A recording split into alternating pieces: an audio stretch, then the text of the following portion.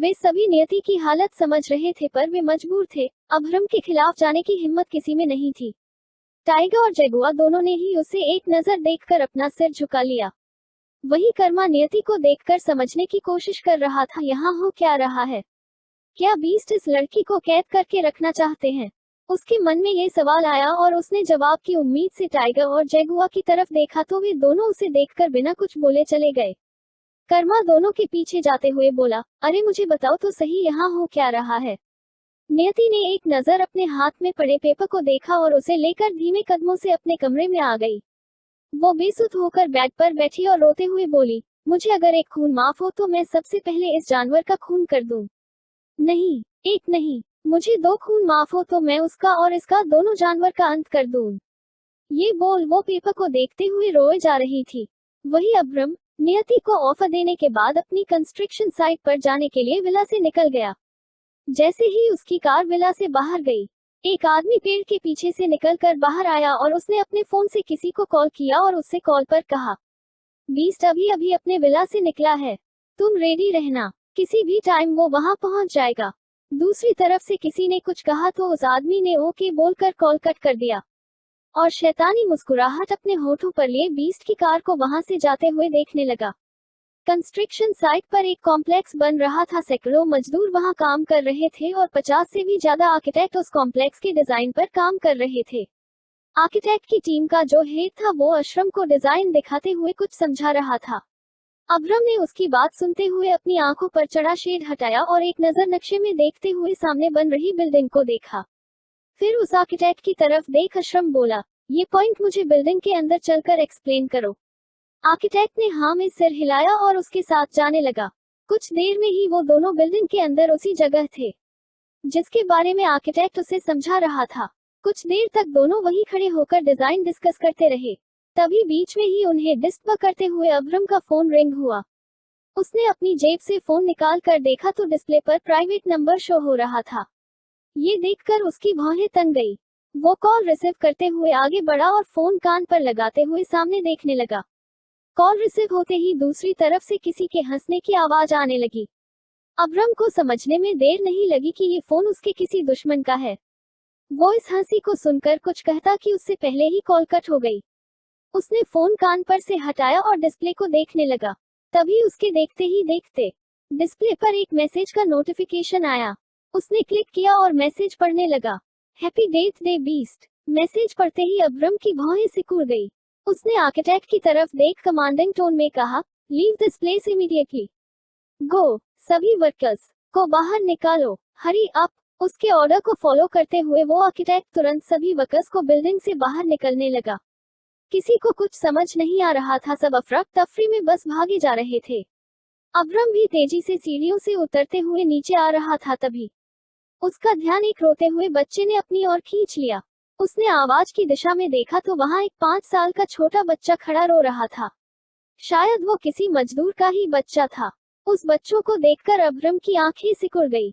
वही जब उसकी नजर बच्चे के हाथ पर गई तो उसकी आंखें हैरानी से बड़ी हो गई। उस बच्चे के हाथ में कुछ था जो उसके हाथ से बंधा हुआ था। अभ्रम तेजी से बच्चे के पास गया और उसके हाथ में रखे बॉक्स को उठाने लगा, पर वो बॉक्स बच्चे के हाथ में चिपका हुआ था, जिसकी वजह से वो बॉक्स को बच्चे के हाथ से अलग नहीं कर पा रहा था। अभ्रम घुटने के बल बच्चे के सामने बैठ गया और बॉक्स से कान सटाकर देखा तो उसके शक के मुताबिक बॉक्स में से टिक टिक की आवाज आ रही थी। आवाज सुनते ही अभ्रम की आंखें एकदम से बड़ी हो गई। उसका चेहरा गुस्से से काला पड़ गया और उसने कहा, ये तो टाइम बॉम्ब है। तभी उसका ध्यान बच्चे ने अपनी ओर खींच लिया। उसे रोते देखकर अभ्रम को कुछ याद आया और उसने जल्दी से बच्चे के आंसू पोंछते हुए कहा, तुम डरो मत। बच्चे को चुप करवा कर वो इधर उधर कुछ ढूंढने लगा जिसकी मदद से वो बच्चे के हाथ से बॉक्स को अलग कर सके, पर उसे कुछ नहीं मिला। उसने 1-2 बार खुद ही कोशिश की, तभी बॉक्स ओपन हो गया और उसमें रखा बॉम्ब निकलकर बाहर गिर गया। जैसे अभ्रम की नजर बॉम्ब पर गई उसकी आंखें सिकुड़ गई और उसने कहा, oh no, only 10 second. 10 second बाद तो ये बॉम्ब ब्लास्ट हो जाएगा। उद्धरण चिन्ह। उसने जल्दी से बच्चे को अपनी गोद में उठा लिया और उसे अपने सीने में छुपाते हुए कहा, तुम्हें कुछ नहीं होगा, मैं तुम्हें कुछ नहीं होने दूंगा। वो बच्चे को लेकर तेजी से भागा और बिल्डिंग से छलांग लगा दी। वो बच्चे को लेकर नीचे गिरा और तुरंत ही उठकर भागने लगा। उसके ऑर्डर को फॉलो करते हुए सभी आर्किटेक्ट और पहरा दे रहे गार्ड्स ने सभी वर्कर्स को पहले ही बिल्डिंग से बाहर निकाल दिया था। अब्रम अभी बच्चे को लेकर कुछ दूर भागा ही था कि तभी तेज धमाका हुआ और पूरी बिल्डिंग रेत के टीले की तरह ढह गई।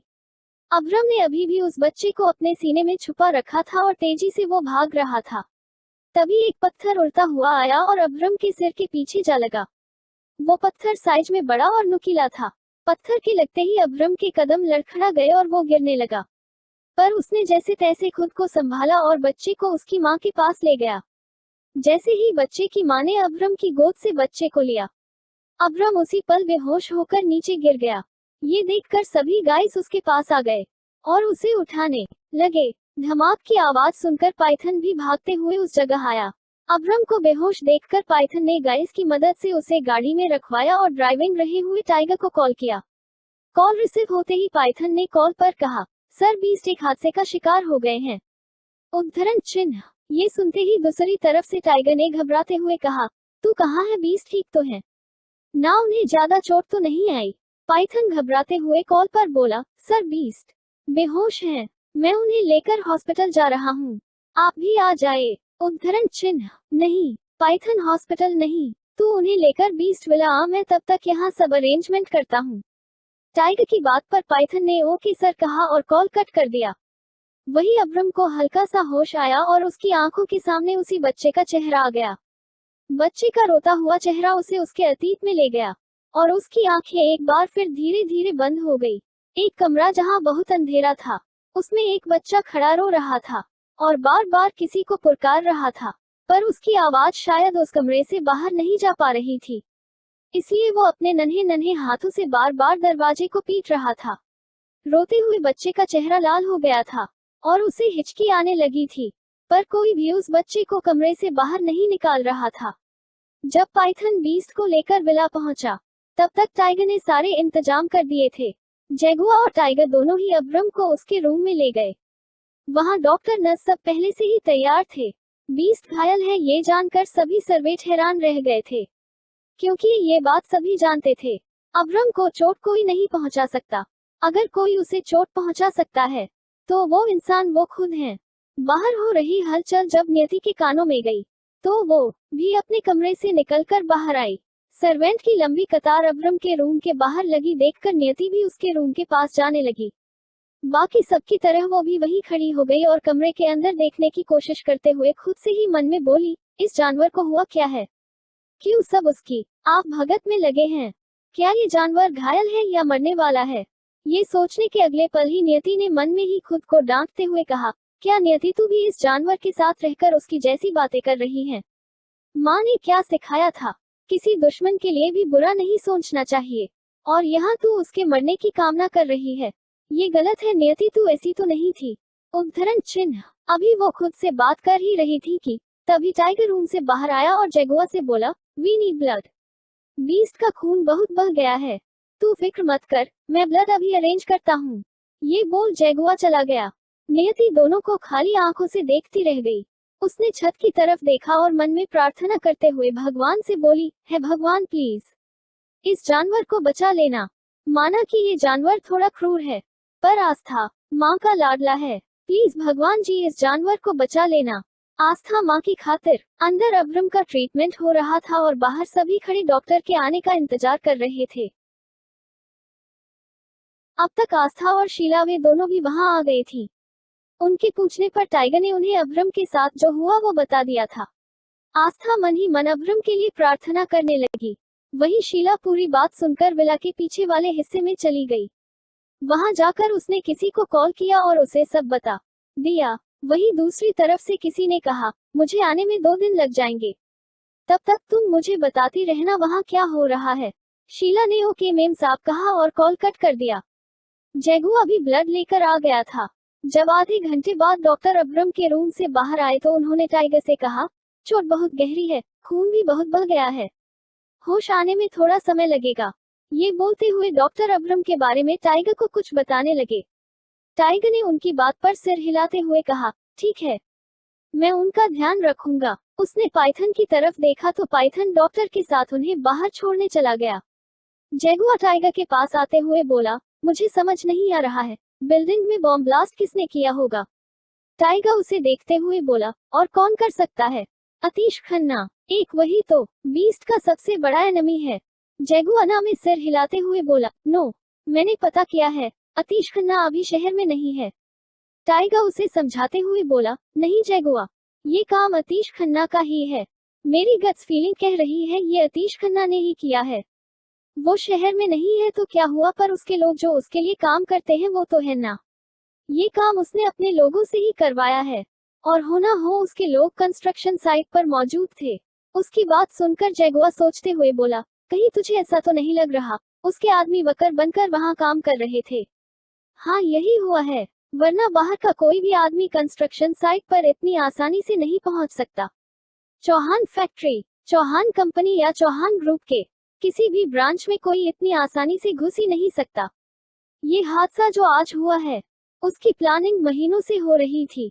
I am very sure, tiger ने सोचते हुए कहा और फिर जैगुआ की तरफ देख बोला, तू तो बीस्ट का बॉडीगार्ड है, फिर तू आज बीस्ट के साथ क्यों नहीं गया, कहाँ था तू आज। इस बात पर जैगुआ ने अपनी भौहें सिकुड़ते हुए उसे देखकर कहा, तू मुझ पर शक कर रहा है, तुझे पता है ना बीस्ट मेरे लिए क्या है। टाइगर ने उसे देखते हुए कहा, मैं शक नहीं कर रहा हूँ, मैं पूछ रहा हूँ तू उनके साथ क्यों नहीं गया, कहाँ था तू। जैगुआ ने उसे देखते हुए आराम से कहा, मैं बीस्ट के साथ जा रहा था पर बीस्ट ने कहा वो अकेले जाएंगे, इसलिए मैं उनके मना करने पर रुक गया। उसकी बात सुनकर टाइगर ने सोचते हुए कहा, अब जो होना था वो तो हो गया, हमें इस हादसे की जांच पड़ताल करके सारी इंफॉर्मेशन कलेक्ट करनी होगी। बीस्ट होश में आते ही हमसे सारी इंफॉर्मेशन मांगेंगे। जैगुआ ने उसकी बात पर सिर हिला दिया और जाने लगा, तभी टाइगर ने उसे रोकते हुए कहा, बीस्ट के एक्सीडेंट के बारे में उन्हें कुछ मत बताना। उसने फिर से हाँ में सिर हिलाया और चला गया। वही टाइगर अब्रम के कमरे में चला गया। वो अभी भी बेहोश था और बेड पर औंधे मुंह लेटा था। उसकी इंजरी सिर के पीछे थी जिसकी वजह से उसे डॉक्टर ने ऐसे लिटाया था।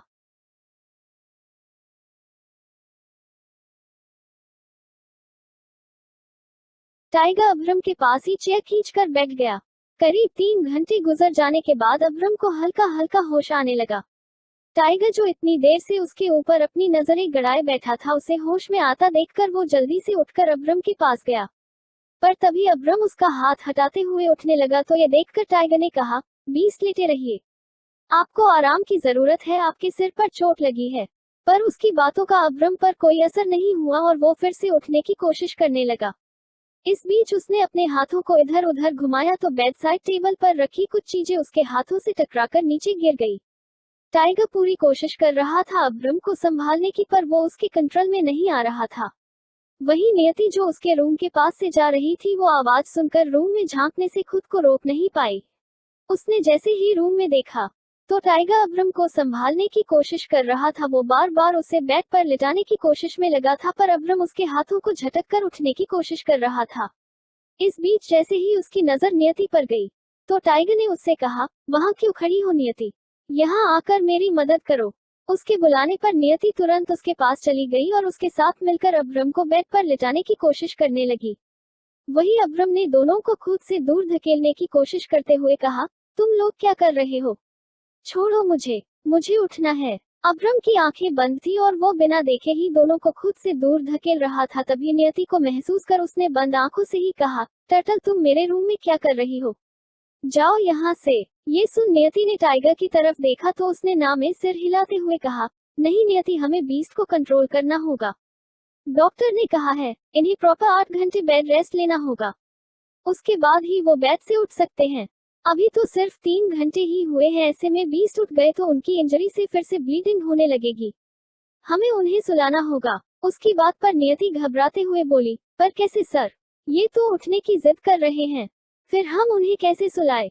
नियति की बात सुनकर जैसे टाइगर को कुछ याद आया और उसने नियति की तरफ देख कहा, मैं जानता हूँ, बीस्ट तुम्हारे पास सोने के लिए आते हैं क्योंकि उन्हें तुम्हारे पास नींद आती है।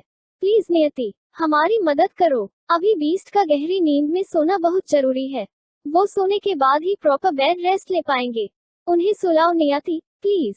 टाइगर ने प्लीज शब्द पर जोर दिया था तो वही नियति उसकी बात सुनकर हैरान रह गई थी। वो अभी भी हैरानी से टाइगर को देखे जा रही थी। तभी टाइगर ने फिर से कहा, नियति क्या सोच रही हो? इतना टाइम नहीं है। देखो बीस्ट कैसे रिएक्ट कर रहे हैं। अगर एक बार उनकी आंखें खुल गई तो उन्हें कंट्रोल करना मुश्किल हो जाएगा। प्लीज नियति उन्हें सुला दो। उसकी बात सुनकर नियति ने लाचारगी से अपने मन में कहा, हे भगवान कैसे लोग हैं ये। पहले ये जानवर कम था जो अब ये भी पागल हो गए हैं। क्या मैं इन लोगों को कोई लोरी गाने वाली दादी माँ लग रही हूँ? खुद से बात करते हुए उसने अब्रम की तरफ देखा और उसे देखते हुए ही बोली, ना मैं कोई दादी माँ हूँ और ना ही कोई 4 साल के छोटे बच्चे जिन्हें मैं सुलाऊं। वो अभी भी अपनी सोच में डूबी हुई थी कि इतने में टाइगर ने फिर कहा, नियति हरी अब बीस्ट आउट ऑफ कंट्रोल हो रहे हैं। टाइगर के बार बार कहने पर नियति ना चाहते हुए भी बेड के क्राउन से टिककर बैठ गई। उसके बैठते ही अब्रम का सिर उसकी गोद में आ गया। उसने अब्रम को देखा और धीरे धीरे अपने हाथ को उसके सिर के पास ले जाने लगी। उसने जैसे ही अब्रम के बालों में अपनी उंगली फिराई, अब्रम ने उसी रात की तरह नियति को अपनी दोनों बाहों में कसकर भर लिया। वो धीरे धीरे शांत हो रहा था। उसे नींद में जाते देखकर टाइगर ने सुकून की सांस ली और पीछे होते हुए चेयर पर बैठ गया। नियति मुंह बनाकर अब्रम को देख रही थी। टाइगर उसकी हालत अच्छे से समझ रहा था। तभी उसने नियति को कंफर्टेबल फील कराने के लिए उससे कहा, तुम बहुत अच्छी हो। बीस्ट ने तुम्हारे साथ क्या कुछ नहीं किया, उसके बाद भी तुम उनकी मदद कर रही हो। तुम सच में बहुत अच्छी हो नियति। इस बात पर नियति मुंह बनाकर उससे बोली, तो आप अपने बीस्ट को समझाते क्यों नहीं? क्यों उन्होंने मुझे यहाँ कैद कर रखा है? वो मुझे यहाँ से जाने क्यों नहीं देते? टाइगर ने गहरी सांस लेकर उससे कहा, मैं जानता हूँ तुम इनोसेंट हो, पर बीस्ट को तुम पर शक है। वो तब तक तुम्हें नहीं छोड़ सकते। उनसे कहूंगा भी, तुम इनोसेंट हो, तुमने कुछ नहीं किया। तुम फिक्र मत करो नियति, मैं उनके होश में आते ही उनसे तुम्हारे बारे में बात करूंगा। उद्धरण चिन्ह। उसकी बातों से नियति को एक उम्मीद की किरण दिखी और वो टाइगर को देखते हुए धीरे से मुस्कुरा दी। अब्रम अब गहरी नींद में सो चुका था। ये देखकर नियति ने अपना सिर बेड के क्राउन से टिटिका दिया। अब्रम को सोते हुए देखकर टाइगर ने उठते हुए कहा, मैं एक कॉल करके आता हूँ। नियति ने हाँ में सिर हिला दिया और टाइगर रूम से बाहर चला गया। नियति खाली आंखों से अशरम को सोते हुए देखकर बोली, ये जानवर सोते हुए तो कितना मासूम लग रहा है, पर जब ये नींद से जगेगा तो शैतान बन जाएगा और फिर मुझ पर रौब झाड़ेगा। कैसे कैसे लोग होते हैं इस दुनिया में। हम जिसकी मदद करते हैं वही हमें अपना दुश्मन समझ लेते हैं। ये बोलकर उसने फिर से बैग के क्राउन से अपना सिर टिका लिया और सोचने लगी। फिर सोचते हुए ही उसकी आंखें भी बंद हो गई। जब कुछ देर बाद टाइगर वापस रूम में आया तो नियति को सोते देखकर वो धीरे से मुस्कुराया। उसने एक नजर उस नजारे को देखा जो उसकी आंखों के सामने था। नियति बेड के क्राउन से टिककर सो रही थी और अब्रम उसकी गोद में अपना सिर रखे सो रहा था। ये देखकर टाइगर के मन में कुछ खुराफात सूझी और उसने पैंट की पॉकेट से अपना फोन निकाला और दोनों की 2-4 पिक्चर क्लिक कर ली। फिर अपने फोन में उन फोटोज को देखते हुए बोला, अगर जैसा मैं सोच रहा हूँ। फिर अपने फोन में उन फोटोज को देखते हुए बोला, अगर जैसा मैं सोच रहा हूँ वो कभी पॉसिबल हुआ तो एक दिन में ये फोटोज उन्हें गिफ्ट करूंगा। उसने फोन अपनी पॉकेट में रखा और वापस से चेयर पर आकर बैठ गया। टाइगर और नियति दोनों ही अब्रम के कमरे में थे और उसका ख्याल रख रहे थे। शाम से रात ढली और रात से सुबह हो गई थी। थककर टाइगर और नियति भी अपनी जगह पर ही सो गए थे, जहां वे दोनों अभी भी गहरी नींद में थे। वहीं अब्रम की नींद अब पूरी हो गई थी और वो अब धीरे धीरे अपनी आंखें खोल रहा था। आंखें खोलते हुए उसने महसूस किया कि वो किसी को पकड़े सो रहा है। उसने अपने सिर को ऊपर उठाया और आंखें खोलकर देखा तो उसके सामने नियति का मासूम चेहरा था। उसे देखकर अब्रम उठकर उससे दूर होकर बैठ गया और उसे देखते हुए मन में बोला, क्या मैं फिर से इसके रूम में आ गया? बोलते हुए उसने इधर उधर देखा और टाइगर को चेयर पर सोते देखकर उसकी भौहें सिकुड़ गई। वो कल के बारे में सोचने लगा। धीरे धीरे उसे सब याद आया और उसने एक हाथ से अपना सिर पकड़ लिया। उसने महसूस किया कि उसके सिर के पिछले हिस्से पर ड्रेसिंग हो रखी है।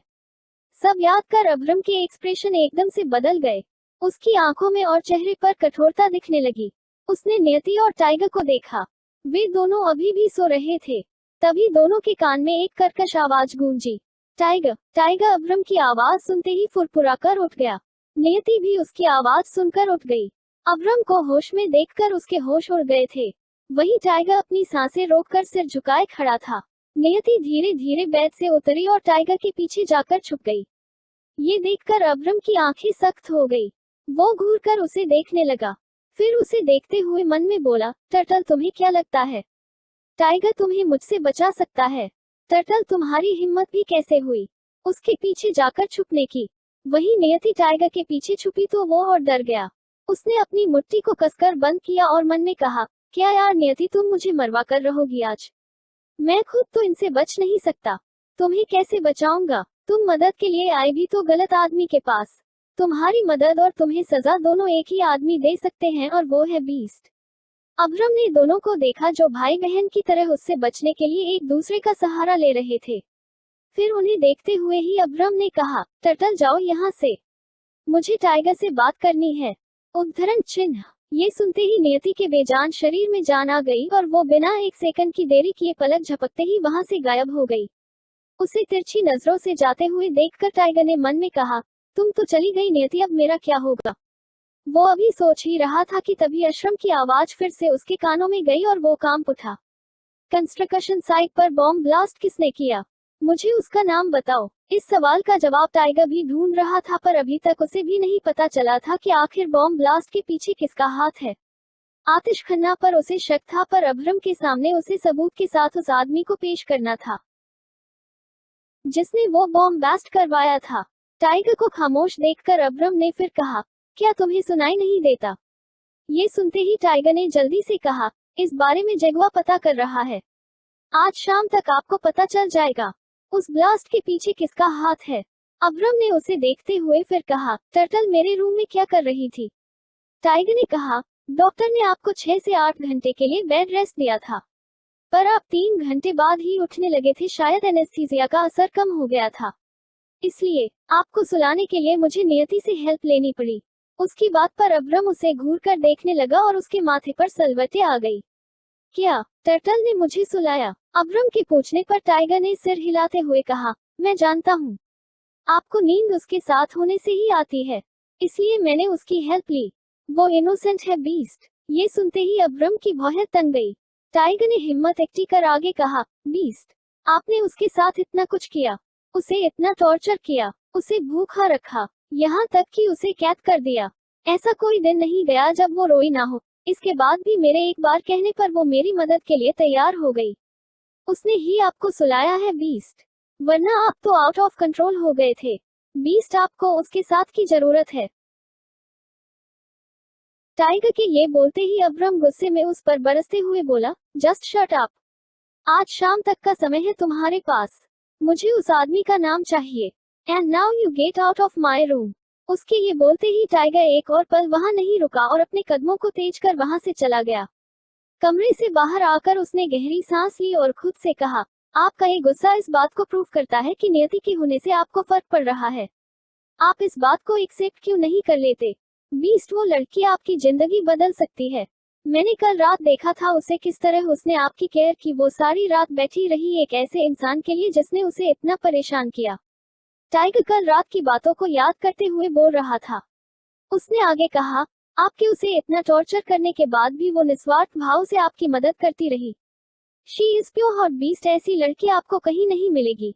आपकी जिंदगी में ऐसी ही किसी लड़की की जरूरत है। आप आग तो वो पानी है, आप आकाश है तो वो धरती है, आप समुद्र में उठा तूफान है तो वो शांत झील जैसी है।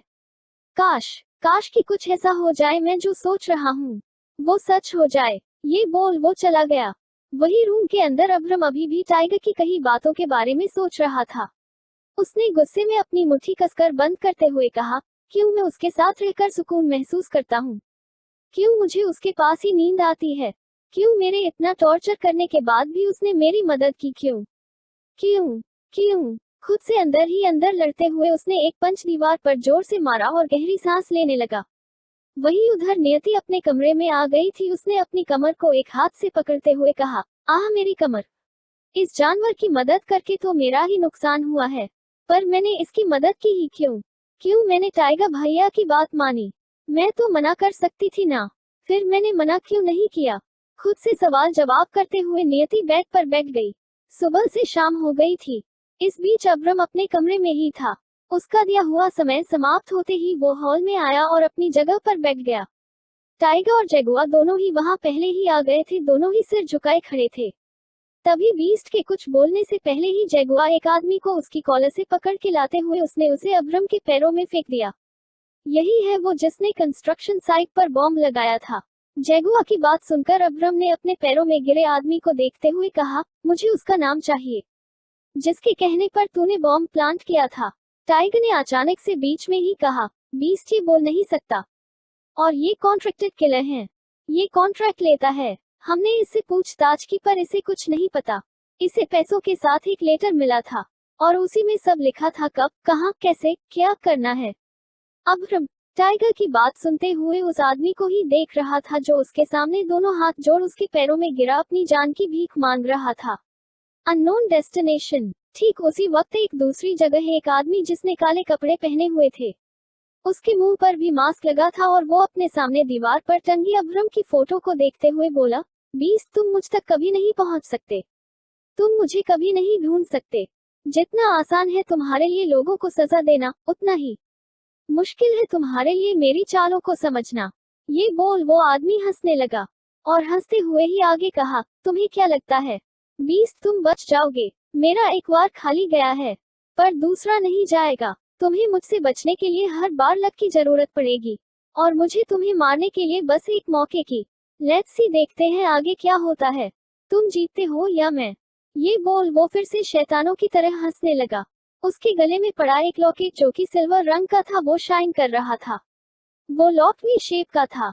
वहीं अब्रम ने अपने एक पैर को बेरहमी से अपने कदमों में गिरे आदमी के एक हाथ पर रखकर उसके हाथ को मसलते हुए टाइगर से कहा, टर्टल को बुलाओ।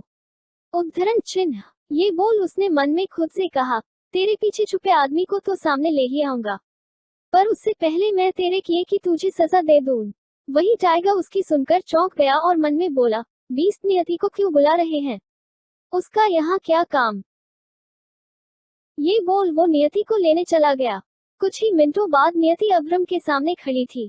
वो अब्रम के सामने आने से ही डर जाती थी, इसलिए वो नजरें नीचे कि अपने दोनों हाथों को आपस में रगड़ते हुए खड़ी सोच रही थी।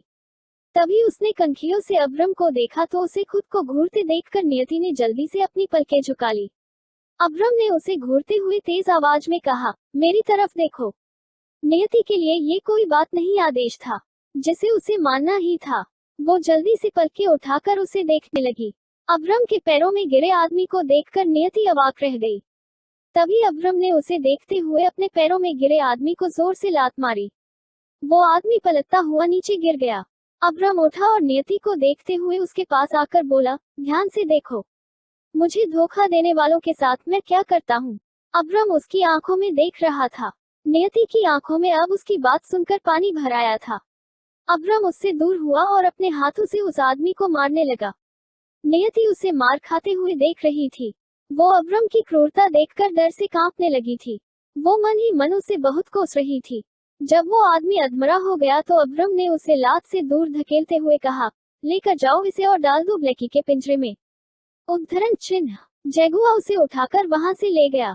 अब्रम वापस अपनी जगह बैठते हुए नियति से बोला, मैंने जो कल तुम्हें पेपर्स दिए थे उसे लेकर आओ। वो जल्दी से गई और पेपर्स ले आई। अब्रम ने उसके हाथ से पेपर्स लेकर उन्हें देखते हुए कहा, तुमने अभी तक इस पर साइन नहीं किया। अच्छा है नहीं किया, क्योंकि अब तुम इन पेपर्स पर नहीं किसी और पेपर्स पर साइन करोगी। उद्धरण चिन्ह। उसकी बात खत्म होते ही एडवोकेट कर्मा वहां आ गया। उसे अचानक से विला में देखकर टाइगर ने धीमी आवाज में खुद से कहा, ये यहाँ क्या कर रहा है? मैंने तो इसे नहीं बुलाया, फिर ये बिना बुलाए यहाँ क्यों आया है? एडवोकेट कर्मा ने बिना देरी किए अपने बैग से पेपर्स निकालकर अब्रम को दे दिया। अब्रम ने उसके हाथ से पेपर्स लिए और उन पेपर्स पर सरसरी निगाह डालते हुए तिरछा मुस्कुराया। फिर उसने नियति के लाए पेपर्स को फाड़ दिया। ये देखकर नियति को एक खुशी का एहसास हुआ और वो मन में बोली, लगता है इन्हें मुझ पर भरोसा हो गया है, शायद आज ये मुझे आजाद कर रहे हैं। ये सोचकर उसके होठों पर हल्की सी मुस्कान आ गई, पर तभी उसकी दो पल की खुशी को छीनते हुए अब्रम ने कर्मा के लाए पेपर्स को उसके सामने करते हुए कहा, इस पर साइन करो। नियति ने पेपर्स को एक नजर देखा और अब्रम की तरफ देखते हुए बोली, ये कैसे पेपर्स हैं? उसके पूछने पर अब्रम ने होठों को तिरछा कर कहा, मेरी जीत के और तुम्हारी कैद के। बहुत जिद्दी हो ना तुम। तुम्हारी जिद ही तुम्हारी सबसे बड़ी सजा बनेगी। अब तुम हमेशा हमेशा के लिए अपनी आखिरी सांस तक मेरे पास कैद होकर रह जाओगी।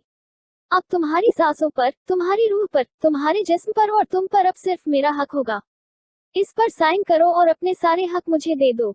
नियति को उसकी बातों का सही मतलब समझ नहीं आ रहा था, पर वो इतना जरूर समझ गई थी। अब अब्रम उसे हमेशा के लिए अपने पास कैद करके रखने वाला है। यही सोचकर उसने नामे सिर हिलाते हुए रुआसी आवाज में कहा, नहीं, मैं इन पेपर्स पर साइन नहीं करूंगी।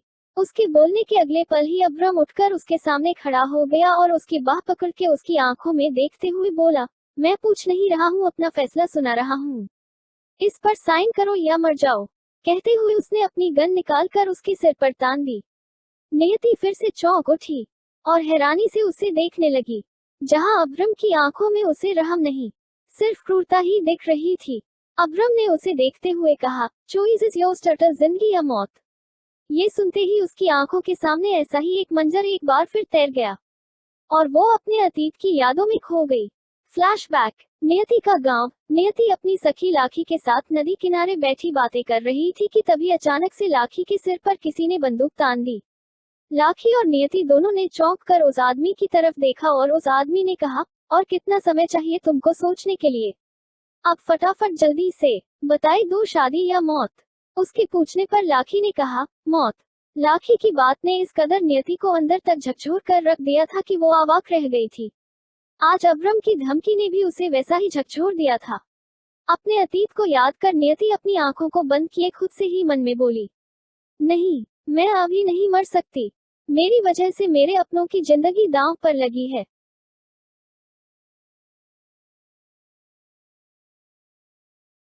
जिस इंसान के लिए मैंने सब कुछ छोड़ दिया, उस इंसान ने मुझे ही ठुकरा दिया और अब ये जानवर जो बिन बुलाए मेहमान की तरह मेरी जिंदगी में आ गया है, मैं इसके हाथों मर नहीं सकती। इसने मुझे कैद दी है तो अब कैद ही सही। अब इसकी कैद में रहकर ही मैं वो करूंगी जो किसी ने नहीं सोचा होगा। नियति ने अपनी आंखें खोलकर उसे देखा तो अब्रम की आंखें अभी भी उसे ही घूर रही थी।